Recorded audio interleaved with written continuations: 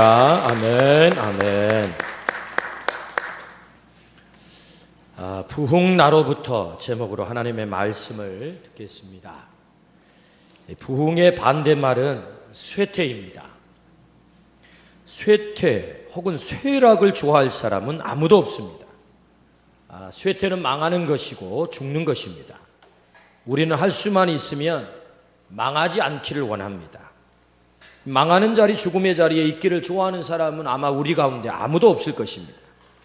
우리 모두가 흥하기를 원하고 다시 일어나기를 원하고 살아나기를 원하는 것이 우리의 한결같은 염원입니다. 부흥은 쇠잔하고 소멸되는 것이 다시 살아나는 것이고 다시 일어나는 것입니다. 식물도 시드는 것은 추합니다. 꽃봉오리를 맺어서 아름답게 활짝 꽃이 필 때는 아름답지만 그것이 떨어져 가지고 바닥에서 썩어갈 때는 악취도 나고 그 참 추한 것입니다. 역사 속에도 부흥기가 있습니다. 이 부흥기는 정치가 안정되고 삶이 안정되고 예술이 꽃이 피우고 문화가 꽃피고 개인에게는 자유가 주어지고 그리고 삶의 사이에는 평화가 찾아옵니다. 참 행복한 시절이죠. 그러나 쇠퇴기가 찾아오면 모든 것이 고통 속으로 떨어집니다. 자유는 사라지고 평화도 깨지고 예술과 문화도 암흑기가 찾아오고 삶은 피폐해집니다. 그 쇠퇴기를 좋아할 사람이 없습니다. 그러므로 이 땅의 모든 사람은 쇠락 대신 쇠퇴 대신 부흥을 열망합니다. 주님도 그 부흥을 열망합니다. 주님이 이 땅에 오신 목적이 무엇입니까? 죽어가던 우리를 살리기 위해서입니다. 쇠락해가는 죄로 말미암아 쇠락해가는 우리를 다시 회복시키고 살리기 위해서 주님이 오시죠. 주님이 오셔서 우리를 회복시키셨습니다. 그 회복이 무엇입니까? 그게 부흥입니다. 마침내 우리 주님은 십자가를 지시고 죽음을 해결하셨습니다. 우리를 가장 두렵게 하고 우리를 떨리게 하고 그래서 우리를 가장 무겁게 하는 이 죽음의 문제, 이 쇠락의 문제를 해결하시고 그리고 부활하심으로 우리의 부흥이 되셨습니다. 부활은 부흥이죠. 다시 살아나는 것이고 쇠락을 해결하신 것이고 쇠퇴를 해결하는 것이고 사망을 해결하는 것. 그게 부흥 아니겠습니까? 그게 부활이다. 주님은 우리를 회복시키셔서 우리를 통하여서 어떤 일을 행하기를 원하십니까? 나를 통해서 그 부흥의 주인공 삼기를 원하세요. 부흥의 주인공. 나로 인하여서 우리 가정이 회복이 되고 나로 인해서 우리 일터가 회복이 되고 나로 인하여서 우리의 도시가 회복이 되고 나로 인하여서 조국 땅이 회복이 된다면 얼마나 좋겠습니까? 그런데 여러분 역사 속에 보면 어떤 한 개인을 통해서 어떤 사람을 통해서 그 가정이 살아나기도 하고 일터가 살아나기도 하고 그리고 그 역사가 살아나기도 하고 그 조국과 나라가 살아나기도 하는 그런 놀라운 일들이 일어났다는 거예요. 오늘 본문에는 바로 그 부흥의 주역들을 소개합니다. 부흥의 주역. 베드로와 요한이 안진뱅이를 만났습니다. 안진뱅이의 손을 잡고 일으켰습니다. 근데 놀랍게도 그 안진뱅이가 일어났다는 거예요. 오늘 본문의 내용 아닙니까?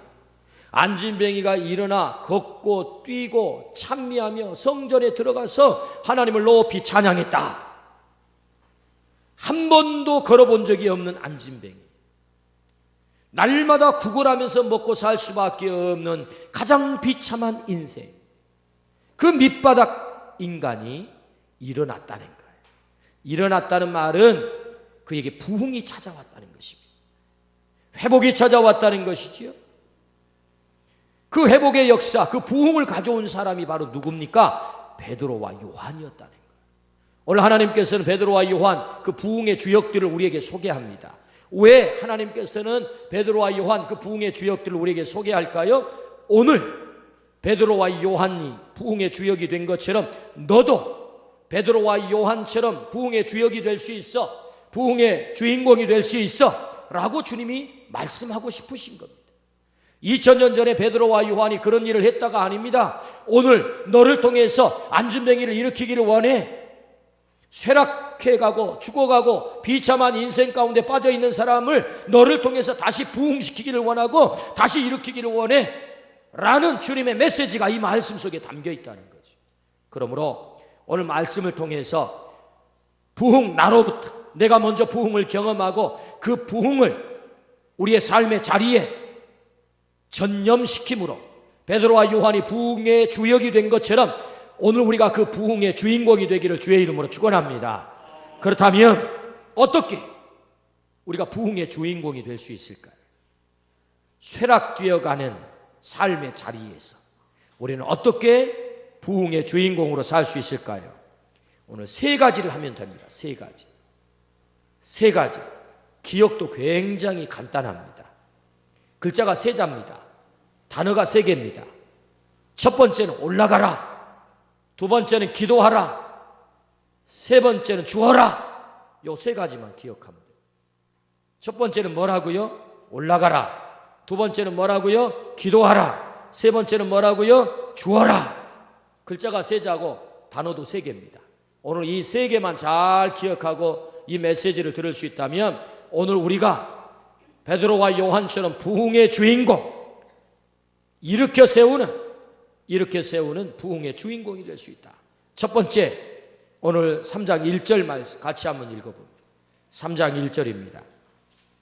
시작. 제9시 기도 시간에 베드로와 요한이 성전에 올라갈새. 어디로 올라갔습니까? 성전에 올라갔다. 시간을 정해놓고 날마다 베드로와 요한은 성전에 올라갔다. 성전에 올라가다가 안진뱅이를 만납니다. 성전에 올라가다가 안진뱅이를 만납니다. 베드로와 요한에게 그 안진뱅이를 볼 때 긍휼한 마음이 생겼습니다. 저 안진뱅이에게 뭔가 해주고 싶은 마음, 그래서 안진뱅이의 손을 덥석 잡았습니다. 이러기가 쉽지 않지요? 구걸한 이 안진뱅이의 손을 덥석 잡았습니다. 그리고 그를 일으켜 세웁니다. 그런데 놀라운 것은 그 안진뱅이가 일어났다는 것, 놀라운 회복과 부흥의 현장이 된 것이죠. 어떻게? 그들이 성전에 올라가다 그런 일을 했다는 거예요. 날마다 성전에 올라가다가. 안진뱅이 장애인은 부흥의 반대 개념인 쇠퇴의 모델입니다. 안진뱅이는 평생 일어설 수 없는 존재입니다. 그는 홀로 살아갈 수 없는 존재이지요. 누군가에 의존해서 살 수밖에 없는 존재. 거지가 되어 구걸로 살아야만 합니다. 육체의 장애로 불행하게 살아가는 사람. 그런 그가 일어서는 것은 한마디로 놀라운 부흥입니다. 걷고 뛰면서 성전에서 하나님을 찬미하는 것은 부흥 가운데 놀라운 부흥이죠. 그 놀라운 부흥이 베드로와 요한을 통해 이루어졌다. 베드로와 요한은 부흥의 주인공이 됐다. 그런 말씀이죠. 그렇다면 베드로와 요한은 어떻게 그 부흥의 주인공이 될 수 있었습니까? 오늘 성경은 말씀합니다. 그들은 성전에 올라가는 사람이었다. 오늘 우리 모두가 베드로와 요한처럼 성전에 올라가기를 주의 이름으로 축원합니다. 성전은 예배의 자리입니다. 기도의 자리입니다. 하나님을 만나는 자리입니다. 변화를 경험하는 자리가 성전이다. 그러므로 베드로와 요한은 그 성전을 시간을 정해놓고 올라간 것입니다. 올라가다 보니 하나님을 만났습니다. 하나님과 교제했습니다. 그들 안에 회복이 일어났습니다. 하나님의 음성을 들었습니다. 자신에게 부흥이 찾아왔습니다. 이 부흥이 자신에게만 끝나는 것이 아니라 오늘 여기 밑바닥 인생, 불행하게 살아가는 쇠락해가는 한 인생을 부흥시키는 부흥의 전념가가 된 겁니다. 부흥을 전념시키는 사람, 부흥의 주인공이 됐다는 거죠. 그러므로 성전에서 하나님의 임재를 경험하고 하나님을 만남으로 부흥을 경험했다고 한다면 오늘 우리 모두가 성전에 올라가서 하나님을 만나고 하나님의 임재를 경험해서 내가 먼저 그 부흥을 경험해야 될 줄로 믿습니다. 아멘. 성전에 올라갈 때 내가 부흥을 경험하게 된다.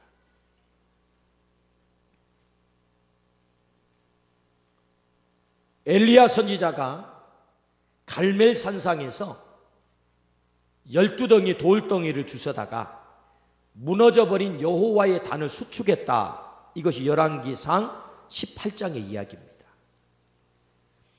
이스라엘 나라에 3년 6개월 동안 비가 내리지 않아 모든 생명이 쇠락해 갑니다.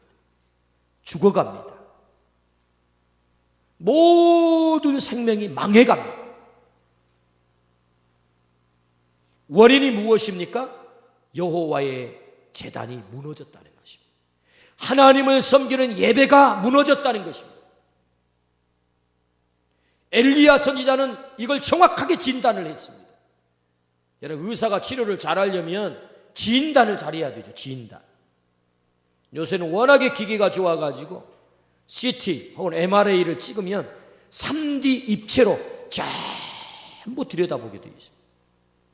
그래서 우리 몸속에 들어있는 자그마한 하나의 여러 가지 질병 원인을 다 찾아내게 되어 있습니다. 진단이 정확해야죠.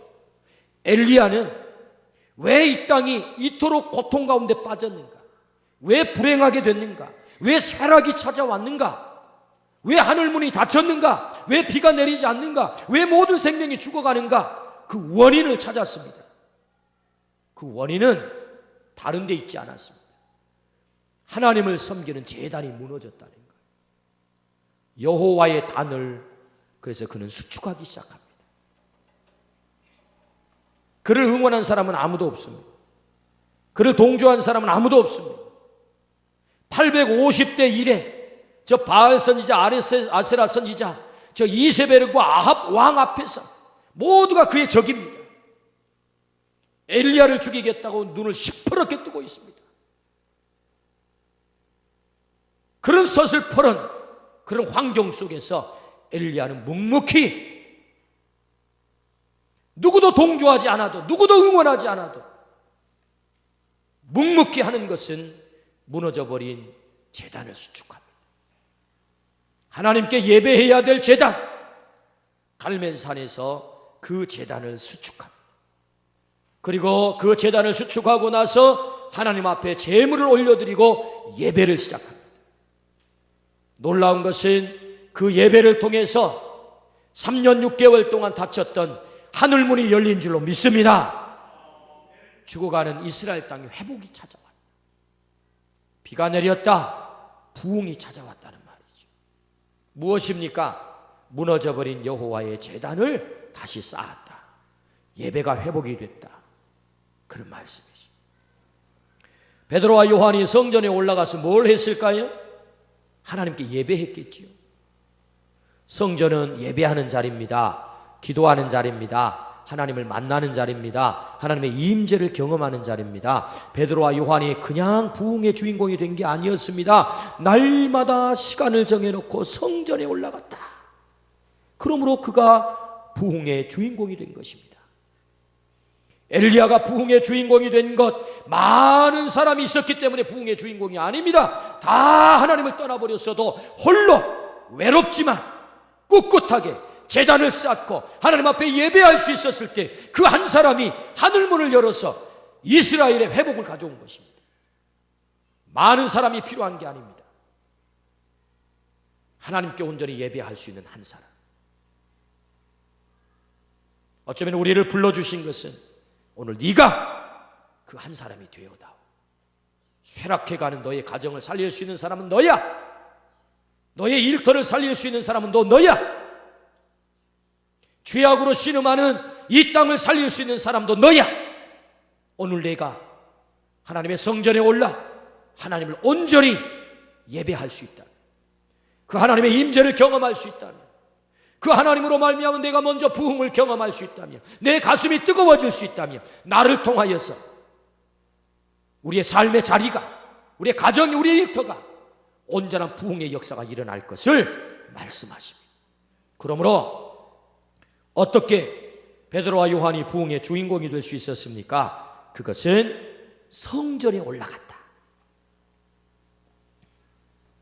누가복음 24장 49절 말씀에 보면 볼지어다 내가 내 아버지의 약속하신 것을 너희에게 보내리니 너희는 위로부터 능력을 입히울 때까지 이성에 유하라 그랬어요. 이성은 예루살렘을 말합니다. 예루살렘 성은 성전이 있는 자리입니다. 그러니까 성전이 있는 예루살렘을 네가 떠나지 마라, 그런 말씀입니다. 우리 예수님께서 그렇게 약속을 합니다. 그래서 그 약속을 믿었던 예수님의 제자들과 그 어머니와 많은 성도들이 마가의 다락방에 모였습니다. 여러분, 예수님이 부활했을 때 예수님의 부활을 목격했던 사람이 고린도전서 15장에 보니까 500명의 형제가 일시에 보았다 그랬습니다. 아마도 형제가 남자 장정들이 500명이었기 때문에 여자 어린이까지 하면 아마도 1000명 이상은 좋게 될 것입니다. 그런데 그 오순절 예루살렘을 떠나지 않고 오순절 마가의 다락방에 모였던 사람이 120명입니다. 나머지 380명은 어디 갔지요? 120명 사람만 오순절날 강력한 성령을 경험했다는 것입니다. 부활을 목격했던 500명이 다 성령 받았다는 얘기가 아닙니다. 하나님이 약속하신 예루살렘을 떠나지 말고 내가 너에게 약속하신 것을 기다리라. 그래서 초대교회 성도들이 하나님 주님의 그 약속을 믿고 예루살렘에서 그것을 기다렸을 때 그 기다리는 그들에게 성령께서 강력히 역사하심으로 그들에게 방언이 터지고 그리고 그들 안에 놀라운 부흥의 역사가 찾아왔다는 거죠. 오늘 주님이 말씀하십니다. 어떻게 우리가 부흥의 주인공이 될 수 있으며 우리가 부흥을 경험할 수 있습니까? 성전에 올라가라. 하나님이 현현하시는, 하나님이 임재하시는 그 만남의 자리, 하나님의 말씀이 살아있고 하나님과 기도하여 하나님과 교제하고 하나님이 우리를 만나주시는 그 성전에 올라가라. 그럴 때 네가 부흥을 경험할 수 있다 말씀하십니다. 성전에 올라가는 일을 포기하지 않기를 주의 이름으로 축원합니다. 오늘 우리가 살아가는 삶의 현장에는 성전 밖에 머무는 안진뱅이가 참 많습니다. 여러분, 이 안진뱅이는요 성전 가까이는 왔어요. 그런데 성전 문 안에 들어가지 못하고 성전 문 밖에서 뭐 합니까? 예배하지 않고 구걸합니다. 구걸해. 먹고 살기 위해서. 성전 밖의 인생, 성전 주변을 배회하는 인생. 성전 가까이 오긴 했지만 그 성전에 쏟아지는 은혜를 누릴 수 없는 거예요. 그러나 성전 안에 들어왔던 베드로와 요한은 하나님의 은혜를 충만히 체험합니다. 성전 밖을 배회하면 어떤 은혜도 없습니다. 이 안진뱅이들에게 반드시 부흥이 필요하지 않겠습니까? 평생을 구걸하면서 먹고 사는 쇠락해가는 그 인생의 대표적인 인물 안진뱅이. 일어나서 걷지 못하는, 일어나지 못하는 인생. 그게 뭐예요? 쇠락의 상징이죠. 이 쇠락의 상징인 안진뱅이에게는 꼭 부흥이 필요한 것입니다. 부흥. 그러므로 여러분, 성전 밖에서는 어떤 은혜가 없어요. 어떤 은혜도 없다. 베드로와 요한은 성전에 올라갈 때 성령을 충만을 경험해서 그들이 부흥의 주인공으로 쓰임을 받게 됐다. 예레미야 29장 13절 말씀에 너희가 전심으로 나를 찾고 찾으면 나를 만나리라. 성전에 올라간다는 말은 하나님을 전심으로 찾는 것을 말합니다. 잠언 8장의 말씀에도 보면 나를 사랑하는 자들이 나의 사랑을 입으며 나를 간절히 찾는 자가 나를 만날 것이라. 여러분, 예레미야 29장 13절에도 너희가 전심으로 나를 찾고 찾으면 나를 만나리라. 우리가 왜 성전에 올라갑니까? 하나님을 찾는 거지요. 하나님을 만나고 싶은 열망이지요. 전심으로 찾고 찾을 때 하나님이 나를 만나주신다. 우리 교회에 한문 선생님이 계십니다. 한문 선생님께서 사자성어를 하나 가르쳐 주셨는데 그 사자성어가 뭐냐? 줄탁동시라는 사자성어. 불을 줄, 쫄탁, 같을 동, 떼시를 써서 줄탁동시. 그러면 줄탁동시라는 사자성어가 왜 생겨났느냐? 알을 어미당이 품으면 21일 만에 병아리가 깨어납니다. 그럼 병아리가 깨어날 때쯤 21일이 되면 그 안에서 자기가 이 껍질을 깨고 내가 나가야 되겠다. 배우지 않았지만 본능적으로 그걸 합니다. 그러면 그 연약한 부리를 가지고 이 병아리가 여러분 그 계란 안에서 그 껍질을 이렇게 좇는 것입니다. 그게 불을 줄이에요. 그게 속에서 소리를 내면서 병아리가 소리를 내면서 껍질을 어쨌든 좁니다. 이게 불을 줄이라고요. 그러면 밖에 있는 어미닭이 그 소리를 그 낌새를 알아채고 밖에서 딱딱한 부리로 그 알 껍질을 두드려 깨는 것입니다. 좋아가지고 이게 동시에 이루어지는 게 동시 줄탁동시 안에서 밖에서 동시에. 근데 여러분 보십시오. 먼저 병아리가 안에서 불러야 돼요. 삐약삐약삐약. 나 나갈 테니까 엄마 이 껍질 좀 깨줘 하고 삐약삐약 하면서 그걸 쪼는 것입니다. 그럼 그 낌새를 차린 엄마 닭이 딱딱한 부리로 그 밖에 그 껍질을 깨뜨리는 순간 병아리가 슉 나오는 것입니다. 줄탁동시라는 사자성어의 뜻입니다. 오늘 우리가 성령을 경험하는 것, 하나님을 만나는 것도 성경에 보니까 하나님이 일방적으로 우리에게 오셔서 만나주시기도 하지만 그건 굉장히 희귀한 경우이고, 성경은 많은 말씀에서 너는 나를 찾으라, 간절히 나를 부르라, 전심으로 나를 찾으면 내가 너를 만나리라. 할렐루야. 이게 줄탁동시라는 거예요. 나는 아무것도 안 했는데 하나님이 알아서 다 해줬다, 그런 건 별로 없습니다.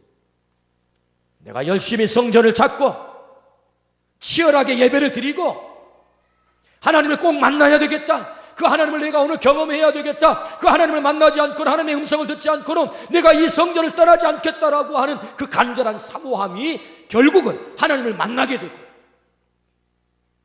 알껍질에서 내가 깨어나오는 그런 경험을 하게 된다.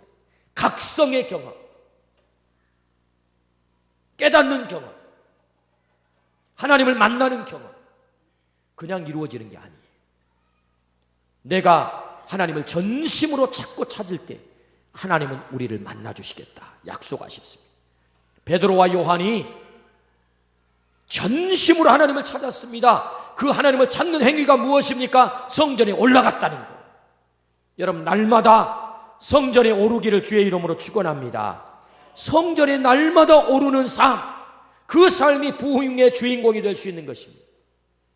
하나님의 말씀을 들을 때, 하나님과 만날 때, 하나님의 임재를 경험할 때, 성령을 충만히 체험할 때, 어디에서? 성전에서. 그럴 때 우리는 부흥의 주인공이 될 수 있다. 할렐루야. 우리 모두가 열심으로 성전을 오르시기를 주의 이름으로 축원합니다. 두 번째, 우리가 어떻게 부흥의 주인공이 될 수 있느냐? 3장 1절을 다시 한번 읽습니다. 3장 1절. 제9시 기도 시간에 베드로와 요한이 성전에 올라갈새. 무슨 시간에요? 기도 시간에. 그 시각이 언제입니까? 제9시입니다. 유대인의 시간표는 오늘 우리가 사용하는 시간으로 환산을 하려면 6을 보태면 됩니다. 6. 그러니까 9시이기 때문에 9시에다가 6을 보태면 15시죠. 15시는 오후 3시를 말합니다. 오후 3시. 그러니까 오후 3시 시간에 베드로와 요한이 시간을 정해놓고 기도하러 올라갔다. 근데 여러분, 오후 3시라고 하는 시간이 정말로 오후 나른한 시간입니다. 기도하기에 썩 좋은 시간이 아닙니다. 더운 시간입니다. 그런데 이 기도하기에 가장 열악한 시간 오후 3시에 시간을 정해놓고 베드로와 요한이 성전에 올라가서 기도했다는 것입니다. 어떻게 우리는 부흥의 주인공이 될 수 있습니까? 기도하라, 그렇게 말씀하세요. 기도하라. 기도하라. 오늘 우리 모두가 시간을 정해놓고 성전에 올라가 기도하는 은혜가 있기를 주의 이름으로 축원합니다. 그들이 기도할 때 먼저 부흥을 경험했어요. 안진뱅이를 만났습니다. 많은 사람들이 그냥 지나갑니다. 그저 긍휼한 마음이 있는 사람 그저 한 푼 두 푼 던져주지만 베드로와 요한은 기도하는 사람입니다. 기도하고 보니 마음속에 자신감이 생겼습니다. 안진뱅이의 손을 잡았습니다. 감히 누구도 시도해보지 않는 일을 베드로와 요한이 합니다. 어떻게요? 자신감이 있었다는 거죠. 왜? 기도하는 사람은 자신감이 있는 것입니다. 그 안전뱅이의 손을 덥석 잡고 그를 일으켜 세웁니다. 그 능력이 어디서 나타나는 것입니까? 기도함으로 나타난 것입니다. 기도 외에는 이런 유가 나갈 수 없다. 우리 주님이 말씀하세요. 기도가 일으켜 세웁니다. 기도가 부흥입니다. 오늘 또 진정으로 부흥을 경험하기를 원한다면 우리가 기도해야 될 줄로 믿습니다. 그러므로 성경은 우리에게 말씀합니다. 그는 구시에 기도하러 올라갔다. 우리에게 기도하라고 말씀하세요. 이스라엘 백성이 역사 속에서 보면 쇠퇴와 부흥을 반복해서 경험을 합니다. 블레셋이 쳐들어왔습니다. 나라가 쇠락의 길을 걷게 됐습니다. 위기죠. 그럴 때 사무엘 선지자는 그 백성들을 미스바 광장으로 다 불러 모았습니다. 적들이 그들의 코앞에 찾아왔습니다. 그들이 칼을 겨눕니다. 이제 당장 멸망당할 위기에 놓여 있습니다. 근데 놀랍죠?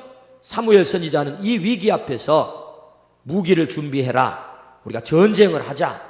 전략을 잘 세우자. 군대 편제를 짜보자. 그렇게 준비를 하는 게 아닙니다. 그 백성들에게 사무엘 선지자가 선언합니다. 우리 금식하자. 기도하자. 재물을 가져오느라 우리 하나님 앞에 예배하자. 도대체 말도 되지 않는 명령을 사무엘 선지자는 합니다. 여러분, 금식을 하면 어떻게 되겠습니까? 힘이 없어 전쟁을 못 하겠잖아요. 기도하고 엎드려만 있으면 어떡합니까? 적들은 지금 당장 코앞까지 쳐들어와서 당장에 점령할 태세인데, 지금 재물을 바쳐서 잡아서 하나님께 제사를 드리면 어떡합니까? 그 시간에 전략을 짜가지고 요지에다 군대 편제를 짜가지고 배치를 해야 되지. 그런데 사무엘 선지자는 미스바 광장으로 그 백성을 불러 모았습니다. 그리고 말씀합니다. 금식하자. 기도하자. 하나님 앞에 예배하자. 놀라운 일이 벌어집니다.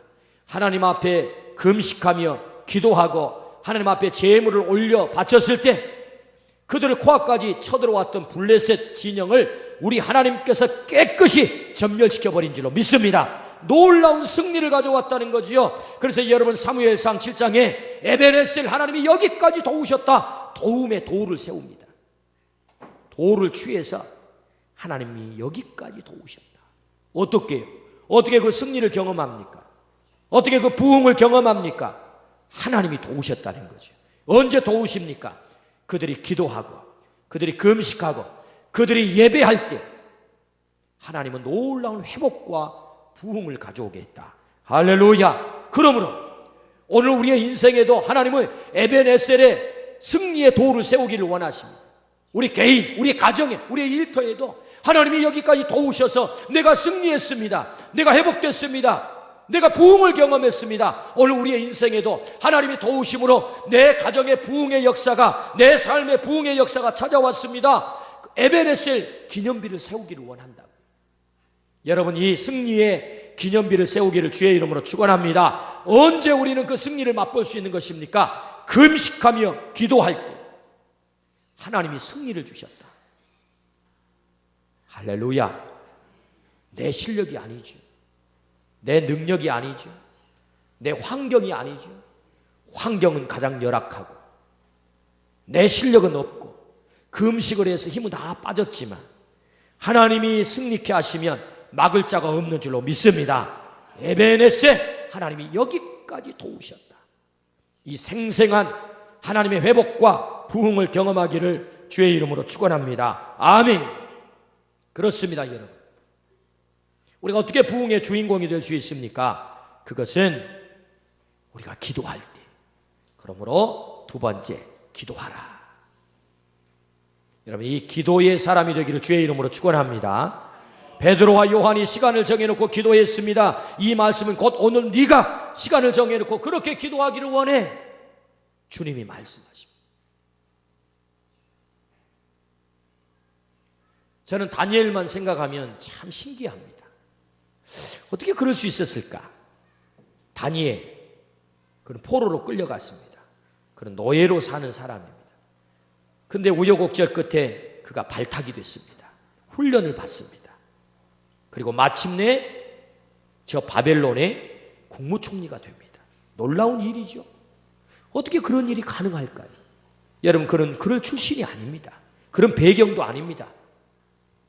그렇게 높은 자리에 출세할 만한 그런 인물감이 사실은 아닙니다. 그런데 놀라운 것은 바벨론의 국무총리가 될 뿐만 아니라 느부갓네살, 벨사살, 다리오, 저 페르시아의 고레스 왕까지 네 왕을 섬기는, 그것도 바벨론이 페르시아에게 멸망을 당해서 고레스가 왕이 되어 나라가 바뀌었는데도 불구하고 여러분 국무총리로 쓰임을 받았다. 정말 신기한 일입니다.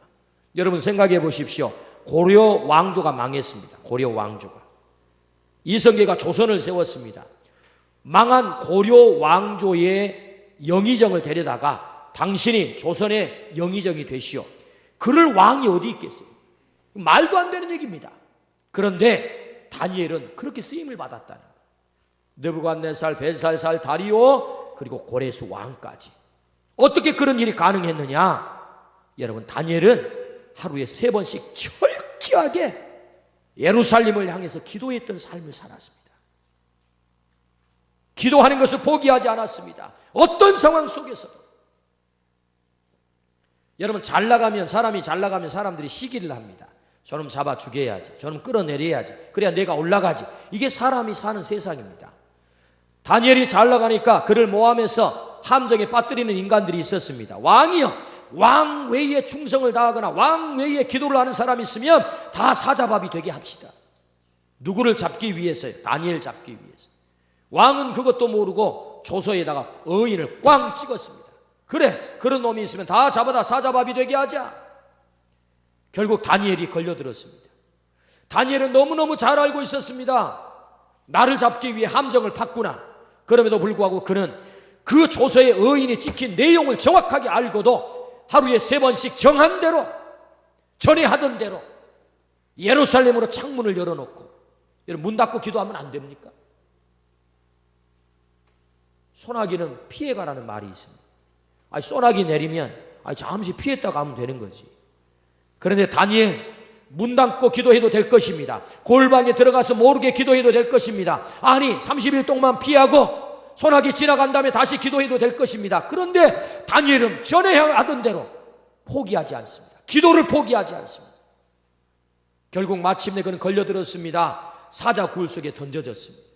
놀랍죠? 사자굴 속에서 하나님이 천사를 시켜 사자의 입을 틀어막습니다. 그 밤 다니엘은 사자를 베개 삼아서 편안한 잠을 잡니다. 그를 사자굴 속에 던졌던 느부갓네살은 밤새 잠을 못 잡니다. 내 사랑하는 다니엘아, 네가 온전하느냐? 예 왕이여, 제가 여기 있나이다. 왕이여, 만세 술라옵소서. 너를 모함한 사람들을, 너를 함정에 빠뜨린 사람들을 내가 다 사자밥이 되게 하겠다. 그의 정적들을 다 끌어다가 사자굴 속에 던져넣자마자 그 모든 사람들을 사자가 다 잡아먹어버립니다. 오히려 다니엘은 그 일로 인하여서 왕의 총애를 받는, 오히려 그의 입지가 탄탄해진 그런 승리의 삶을 살게 됩니다. 어떻게? 기도를 포기하지 않았다는 거죠. 기도가 부흥인 줄로 믿습니다. 기도가 우리를 부흥시킨다. 그러므로 오늘 어떻게 우리가 기도의 주인공이 될 수 있습니까? 하나님 말씀하십니다. 기도하라 말씀하세요. 오늘 우리가 기도를 포기하지 않기를 주의 이름으로 축원합니다. 혹시 내 생각과 다르게 내가 기도해 보지만 잘 하나님께서 이루어주지 않아요, 응답하지 않아요, 답답한 그런 상황을 만났다 할지라도 여러분 기도를 포기하지 마십시오. 하나님은 반드시 하나님의 때에 우리의 기도를 반드시 응답하실 줄로 믿습니다. 부흥은 기도를 통해서 찾아온다 말씀하세요. 어떻게 우리가 기도의 주인공이 될 수 있습니까? 기도하라 말씀하세요. 마지막 3번째, 우리가 어떻게 부흥의 주인공이 될 수 있습니까? 주어라, 그렇게 말씀했어요. 주어라. 오늘 사도행전 3장 6절 말씀 보십시다. 3장 6절 시작. 베드로가 가로되 은과 금은 내게 없거니와 내게 있는 것으로 내게 주노니 곧 나사렛 예수 그리스도의 이름으로 걸으라 하고. 할렐루야. 안진뱅이를 만난 베드로와 요한은 참 안타까웠습니다. 어떻게 좀 해주고 싶은데 해줄 게 없는 거예요. 주머니를 아무리 털어보지만 가진 게 없단 말이죠. 아무것도 가진 것이 없었습니다. 그런데 곰곰이 생각해 보니까 아무것도 가지지 않는 것이 아니라 가장 귀한 것을 가지고 있었어요. 가장 귀한 보석. 그게 뭡니까? 나사렛 예수 그리스도. 베드로와 요한 속에는 예수님이 계셨습니다. 비록 은과 금은 이 안진뱅이에 내가 줄 수 없지만 예수님을 이 안진뱅이에 주면 이 안진뱅이가 일어나리라, 그 확신이 있었습니다. 그러므로 베드로와 요한이 당당하게 은과 금은 내게 없거니와 내게 있는 것으로 내게 주노니 나사렛 예수 그리스도 이름으로 일어나 걸으라. 할렐루야. 거기에 놀라운 기적이 일어난 거죠. 부흥이 일어났다 그 말이에요. 안진뱅이가 벌떡 일어나 걷고 뛰고 성전에 들어가 하나님을 찬미합니다. 놀라운 부흥의 현장이 되었습니다. 예수님을 줄 때 거기 부흥의 현장이 일어난다. 예수님을 만나는 사람에게 부흥이 일어난다. 예수님이 그 인생을 터치하시면 그의 인생의 회복의 역사가 일어난다. 안진뱅이가 일어나는 역사. 예수님을 주었을 때 우리가 가진 것이 많지 않을 수도 있습니다. 줄 수 있는 것이 별로 없을 수 있습니다. 그러나 우리에게 가장 귀한 것이 있습니다. 그것은 예수 그리스도. 오늘 우리가 예수 그리스도를 줄 수 있다면 그 예수 그리스도가 그의 인생을 살리고 그 인생을 부흥시킬 줄로 믿습니다. 예수님을 만나고서 쇠퇴한 인생은 없습니다. 예수님을 만나고서 실패한 인생이 없습니다. 예수님을 만나고서 불행해진 인생이 없습니다. 예수님을 만나고서 불행해진 가정이 없습니다. 예수님을 만나고서 불행해진 나라와 민족이 어디 있습니까? 그런 나라와 민족은 없습니다. 예수님을 만나는 가정, 예수님을 만나는 인생, 예수님을 만나는 나라마다 그 놀라운 부흥의 역사가 일어난 줄로 믿습니다. 아멘. 오늘 우리가 안진뱅이라고 한다면, 내가 일어나 걷지 못하고 있다면, 성전 주변을 배회한다면 우리가 그 예수 그리스도를 만나야 될 줄로 믿습니다. 예수 그리스도를 만나면 부흥의 역사가 일어난다. 오늘 안진뱅이들이 우리 주변에 너무너무 많아요. 일어나 걷지 못하는, 육신은 멀쩡해서 걸어다니지만 그의 영혼이 안진뱅이가 되어서 죽어가는 불쌍한 가련한 인생들이 많아요. 그들에게 우리는 주어야 될 것이 있습니다. 예수님.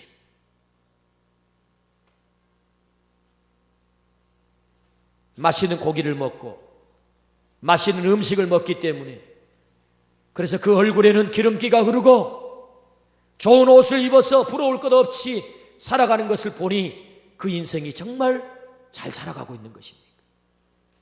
하나님을 알지 못한 인생, 예수 그리스도를 만나지 못한 인생, 겉은 멀쩡한 것 같아 보이지만 그 속은 안진뱅이, 그 속 사람은 안진뱅이, 가장 불행한 인생. 우리 주님 말씀하십니다. 바로 그 인생들에게 예수님을 주라. 예수님을 주면 그 예수님을 만나는 인생마다 다시 일어나는 역사가 있을 줄로 믿습니다. 아멘. 한 여집사님이 저를 찾아와서 이런 고백을 했습니다. 흥분이 돼가지고, 하나님, 아니 목사님, 우리 하나님 정말 멋쟁이세요. 우리 하나님 정말 멋쟁이세요. 아니 집사님, 뭐가 그렇게 흥분이 됩니까? 뭐가 그렇게 멋쟁이란 말입니까? 목사님 들어보십시오. 평생에 내가 저 인간한테 한 번도 듣지 못하던 말을 들었습니다. 그게 뭡니까? 감사하다는 말을 들었다는 거예요. 감사하다. 그래, 이 아내가 아주 감격을, 이 집사님, 여집사님이 감격을 하고 찾아와가지고 저에게 우리 하나님은 멋쟁이라고. 이 여인의 이야기를 들어보면 정말 기가 막혀 기구합니다. 20대 초반, 정말 꽃다운 나이에 자기 아버지보다도 나이가 많은 42살이나 많은 조폭 두목이 자고 있는데 덮쳤어요. 이 조폭 두목에게 걸려든 거예요. 꼼짝을 할 수가 없었어요. 도망가면 찾아가서 부하들 시켜가지고 또 잡아오고, 도망가면 추적해서 다시 잡아오고, 할 수 없이 포기하고 살 수밖에 없었어요. 자기가 5번째 마누라입니다. 여러분 아시겠지요? 5번째 마누라. 아이를 낳는데도 호적에 올릴 수가 없습니다. 자기 호적에 올릴 수가 없어요. 기구한 인생을 삽니다. 유일한 소망은 가까스로 남편 허락을 맡아가지고 교회를 나가는 것입니다. 길거리를 지나갈 때는 고개를 들고 지나갈 수가 없어요. 자기 남편이 워낙에 유명한 깡패요, 못된 인간이에요. 조폭두목이어가지고 사람들이 다 손가락질하고, 그리고 5번째 마누라로 살아가는 그 인생, 여러분 생각을 해보십시오. 얼마나 처참하고 얼마나 안타깝습니까? 교회를 나와서 기도를 하면 하염없이 눈물이 나고, 부러지지 않고는, 통곡하지 않고는 기도를 드릴 수가 없어요. 실컷 울면서 통곡을 하고 집에 돌아갑니다. 그런 세월을 10수년을 지냅니다.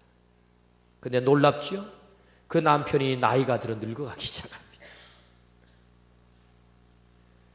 그 아내의 간곡한 부탁을 받고 이 남편이, 사람들이 다 손가락질을 하는데 교회당에 나오게 됐습니다. 참 이것은 기적과 같은 일입니다. 그런 남편이 교회를 나옵니다. 기적과 같은 일. 그런데 교회를 나온 이 남편, 여전히 옛 모습을 버리지 못한, 똑같이 살아갑니다. 그런데 조금씩 변하기 시작합니다. 목사를 만나면 어이, 목사도 아닙니다. 어이. 목사를 만나면 어이. 얼마나 황당한지 말이에요. 그런 남편이 조금씩 변화가 되고 드디어 세례를 받게 됐습니다. 예수님을 믿습니까? 예, 예수님을 믿습니다. 제가 세례를 베풀었습니다. 얼마나 감격스러운지요. 사람들이 그 남편이 세례받는 모습을 보면서 수군수군합니다. 어떻게 저런 인간이 세례를 다 받냐고. 시간이 지나서 집사 직분을 받게 됐습니다. 그리고 집사 직분을 받고 나서 이 사람이, 이 남편이 그것이 감격이 되었는지 생전에 해보지 않던 말, 감사라는 말을 했다는 거예요. 감사하다. 여보 감사하다. 내가 하나님을 믿게 돼서 감사하다. 그래서 이 아내 되는 집사님이 그 이야기를 듣고 흥분이 돼가지고 쫓아와가지고 우리 하나님 멋쟁이라고, 우리 하나님 멋쟁이라고. 이 남편이요, 예수님을 믿고 나서 가만 생각해 보니까 자기보다 42살이 어려요. 자기 아내가. 자기가 늙어서 죽으면 자기 아내가 살 길이 막막하게 생각이 되는 거예요.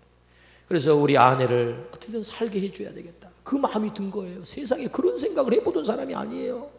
우리 아내를 내가 어떻게든 살게 해줘야 되겠다. 그래가지고는 공부를 시켰어요.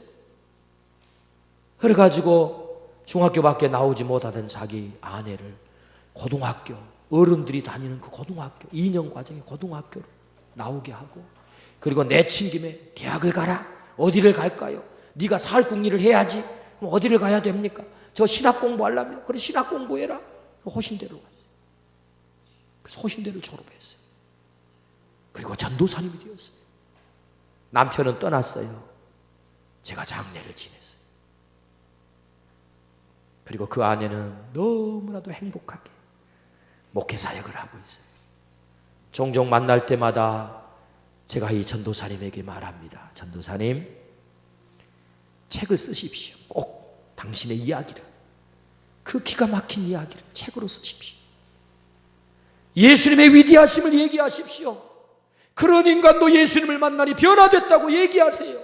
책을 쓰시라고. 예수님을 주니 그의 가정이 회복이 됐고요, 그의 인생이 회복이 됐고요, 지금은 너무나도 행복하다고 고백을 합니다. 예수님을 주면 부흥이 일어납니다. 하나님은 오늘 우리가 부흥의 주인공이 되기를 원하십니다. 베드로와 요한이 부흥의 주인공이 되었습니다. 어떻게요? 그들은 성전에 올라가는 사람이었습니다. 그 성전에서 하나님을 만났습니다. 하나님의 임재를 경험했습니다. 그리고 그 성전에서 기도했습니다. 기도하다가 성령 충만했습니다. 그리고 마침내 그들의 가슴 속에 있는 예수 그리스도를 주었습니다. 안전뱅이, 불행하게 살아가는 인간에게 예수님을 주었을 때 그 안전뱅이가 벌떡 일어나 찬미하고 걷고 뛰었다. 베드로와 요한이 부흥의 주인공이 되었습니다. 오늘 이 말씀을 우리에게 들려주신 것, 오늘 우리에게 부흥의 주인공이 되라고 말씀하십니다. 부흥은 나로부터 일어납니다. 오늘 우리 모두가 이 부흥의 주인공이 되기를 주의 이름으로 축원합니다. 아멘.